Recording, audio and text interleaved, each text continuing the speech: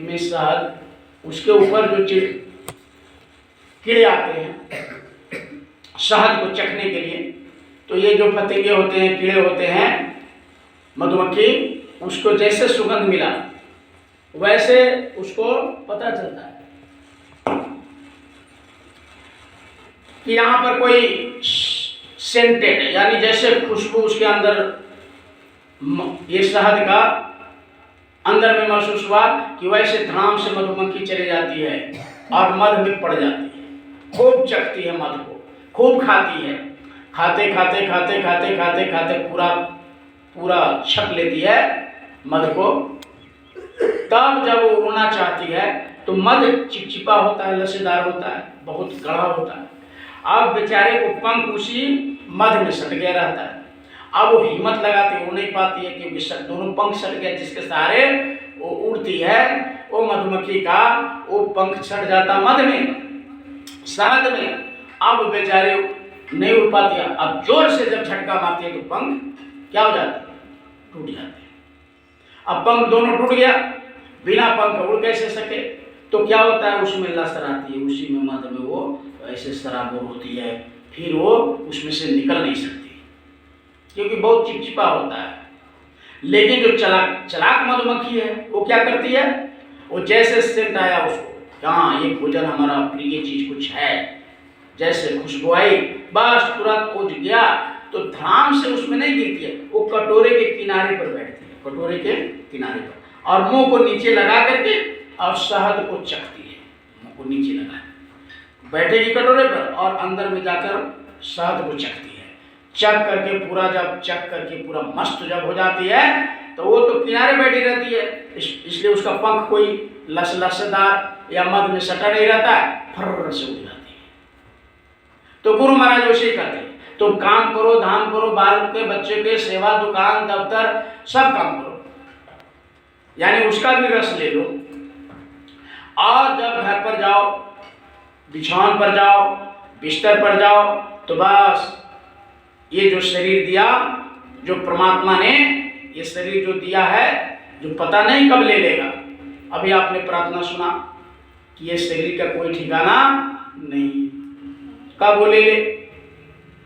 तो इसलिए प्रेमियों, ये गुरु महाराज की अति दया कृपा है कि ये मनुष्य शरीर मिल गया, और मनुष्य शरीर मिलने के बाद में गुरु महाराज ऐसे संत मिल गए, और फिर 5 नाम मिल गया। अच्छा नहीं लगेगा, वो तो प्रभु से कोई तुलना करे तो अच्छा लगेगा। यहाँ के आदमी को कहा दो तुम्हारे जैसा गाड़ी हमको भी खरीदना है तो उसको 30 मत देना, तुम्हारे जैसा कपड़ा लेना है तो थोड़ा हमारे जैसा बने। ये बैठे हुए हैं, क्या नाम है, कि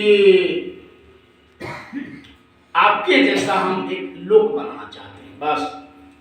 अब प्रकट हो गए थे, सामने आ गए थे, तो ये मस्तू कर दिया कि ठीक है, लेकिन उनको अच्छा ही बात नहीं लगा। जब उन्होंने ये बना दिया तो बनाने के लिए मसाला दिया क्या, ये छिपजल पावक गगन सबीरा 5 तत्व अधम से मिला। ये 5 तत्वों का इन्होंने ये लोक बनाया, पृथ्वी अग्नि वायु आकाश ये सब तत्व दिया। जब बन करके तैयार हो गया तो फिर साधना करने लगे।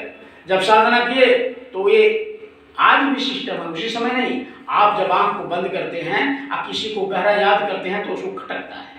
जैसे बचपन में छोटे में हम लोग थे तो सरक जाता था पानी पीने में, खाना खाने में, तो लोग कहते कि तुमको याद कर रहा है, नहीं आज भी बोलते हैं।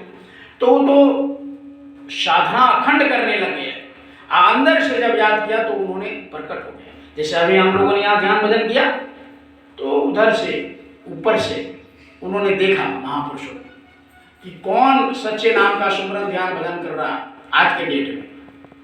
तो जो गुरु दादा गुरु शरीर तो चला गया, लेकिन जीवात्मा तो देख रहे हैं कि इतने बच्चे बैठ करके इस घनाघोर कलयुग में जो संभव नहीं है ये करना, ये जो हो रहा है ये संभव नहीं है, किसी की बस की बात नहीं है। फिर भी तो बहुत खुश होते हैं कि चलो ऐसे उल्टे धार में भी गंगा बह रहा है, मेरे चर्चा हो रहा है, वहां सुमरन ध्यान भजन हो रहा है, तो प्रेमियों बहुत खुश होते हैं। मालिक जहां सत्संग होता है सारे देवी देवता सब वहां प्रकट होते हैं, पहले आते हैं और वहां विराजमान रहते हैं। ऐसे ऐसे महापुरुषों का वचन जहां होता है पहले पहुंचे रहते हैं। तो ये गुरु महाराज की अति दया कृपा। दोबारा उन्होंने साधना करने लगे। कौन? काल भगवान ने, जिसका ये देश है। काल भगवान किसे कहते हैं? यानी जो मालिक थे, एक अनिह अनामा, आज सच्चिदानंद प्रभु धामा, जो एक सारे सृष्टि पूरे दुनिया का जो होल सोल है, यानी परमात्मा है, एक अनिह अनामा, आज सच्चिदानंद प्रभु धामा, जो मालिक है, उनके 16 सुत हुए, 16 लड़के हुए। जो सबसे छोटे थे उसको काल भगवान कहा गया, निरंजन भगवान उसको कहते हैं। तो उन्होंने साधना किया और साधना करके हम लोगों को दोबारा साधना में जीवात्मा, कहा कि जीवात्मा अब प्रकट हो गए थे। पहले जमाने में आदमी भी जिसके सामने कोई बिना दिए नहीं जाने देते थे, कुछ न कुछ। तो महापुरुष थे, उन्होंने कहा कि क्यों हमको याद किया, प्रकट हुए, क्यों इतना कष्ट उठाया, कि क्यों हमको याद किया। तो कहा कि सरकार, मैंने तो लोग बना दिया आपकी कृपा से, लेकिन जैसे कोई घर बन जाए और उसमें रहने वाला नहीं हो तो भूत का डेरा होता है। तो उसी तरह से अगर मैं बना लिया, अगर उसमें जीवात्मा खिलकत करने के लिए नहीं हो तो वो शून्य जैसा लगता है, कोई हरकत नहीं, कोई जीवात्मा चाहिए। तो वह मालिक ने, जिसको रामायण में लिखा गोस्वामी जी महाराज ने, एक अनिह अनामा, जो एक ही पुरुष है भगवान के लिए, ऐसे उनको कहा गया कि एक अनिह अनामा, माने उनका कोई नाम नहीं है, कोई लख नहीं सकता है, वो अनाम है, वो अगम है, कोई अलग है, वो अपने आप में यानी गुप्त थे। लेकिन उन्हीं का मौज हुआ कि काल भगवान के मन में ऐसा प्रेरणा दिया।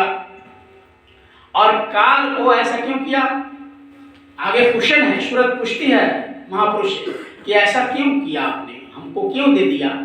तो बाद की बात है, लेकिन बात आ गई तो उन्होंने कहा कि देखो, काल को अपने यहां से अलग करना था, अब उसको लोभ लालच में तुमको देना पड़ा, लेकिन उसके लिए मैंने कोई रास्ता नहीं बनाया, तुम्हारे लिए रास्ता बना दिया। ये आगे प्रश्न करती है।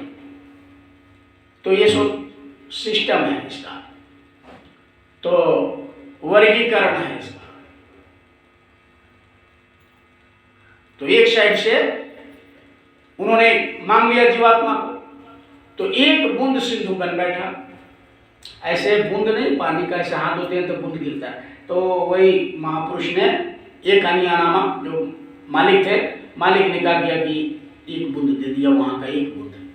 तो वहां का एक बूंद यहाँ का सिंध बन बैठा।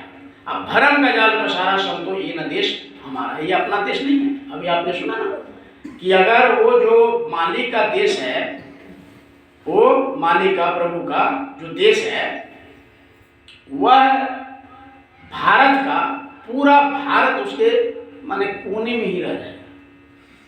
जैसे घर है ना, ये हॉल, इस कोना में कोई ढीला रख दो, उस तरह से भारत वहां रह जाएगा, वहां पर रह जाएगा भारत पूरे।